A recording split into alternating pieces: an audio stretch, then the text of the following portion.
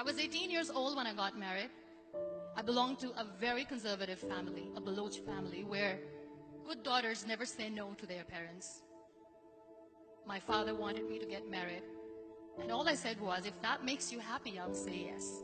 And of course, it was never a happy marriage. Just about after 2 years of getting married, about 9 years ago, I met a car accident. Somehow my husband fell asleep and the car fell in the ditch. He managed to jump out, saved himself. I'm happy for him. But I stayed inside the car and I sustained a lot of injuries. The list is a bit long. Radius ulna of my right arm were fractured. The wrist was fractured. Shoulder bone and collarbone were fractured. My whole rib cage got fractured. But that injury that changed me and my life completely was the spine injury. Many people came to rescue. They gave me CPR. They dragged me out of the car. And while they were dragging me out, I got the complete transection of my spinal cord. Those 2.5 months in the hospital were dreadful.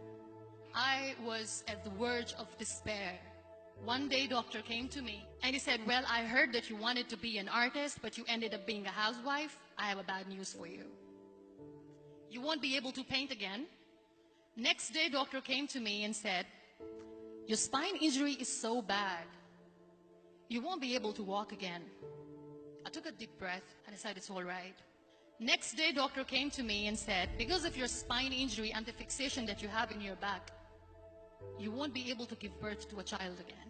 That day, I was devastated. I started to question my existence. Why am I even alive? So what kept me going was, one day I asked my brothers, I know I have a deformed hand, but I'm tired of looking at these white walls in the hospital and wearing these white scrubs. Bring me some colors, bring me some small canvas. I want to paint. So the very first painting I made was on my deathbed, where I painted for the very first time. What an amazing therapy it was. Without uttering a single word, I could paint my heart out. I could share my story. People used to come and say, what lovely painting. So much color. Nobody could see the grief in it. Only I could. And that day I decided that I'm going to live life for myself. I am not going to be that perfect person for someone. I am just going to take this moment and I will make it perfect for myself. That I'm going to fight my fears. So I wrote down one by one all those fears. And I decided that I'm going to overcome these fears one at a time. You know what was my biggest fear? Divorce. But the day I decided that this is nothing but my fear, I liberated myself by setting him free. And I made myself emotionally so strong that the day I got the news that he's getting married, I sent him a text that I'm so happy for you and I wish you all the best. And he knows that I pray for him today. Number 2 was, I won't be able to be a mother again. And that was quite devastating for me. But then I realized there are so many children in the world, all they want is acceptance. So there is no point of crying, just go and adopt one. And that's what I did.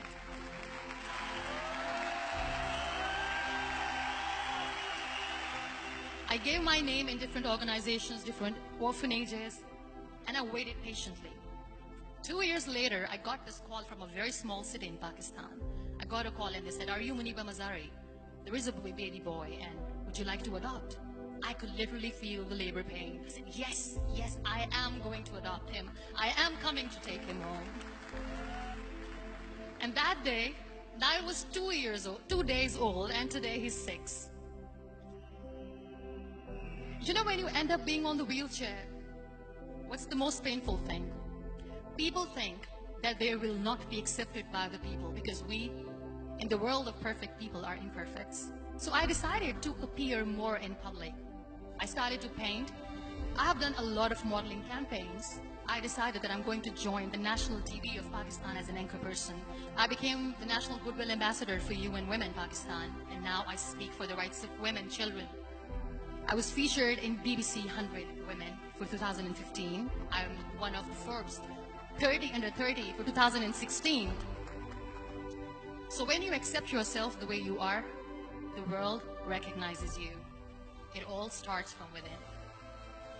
We have this amazing fantasy about life. This is how things should work. This is my plan. It should go as per my plan. If that doesn't happen, we give up. I never wanted to be on the wheelchair. Never thought of being on the wheelchair. This life is a test and a trial, and tests are never supposed to be easy. So when you're expecting ease from life, and life gives you lemons, then you make the lemonade, and then do not blame life for that. It is okay to be scared. It is okay to cry. Everything is okay, but giving up should not be an option. They always say that failure is not an option. Failure should be an option, because when you fail, you get up, and then you fail, and then you get up, and that keeps you going. Embrace each and every breath that you are taking. Celebrate your life. Live it. Don't die before your death. Real happiness lies in gratitude.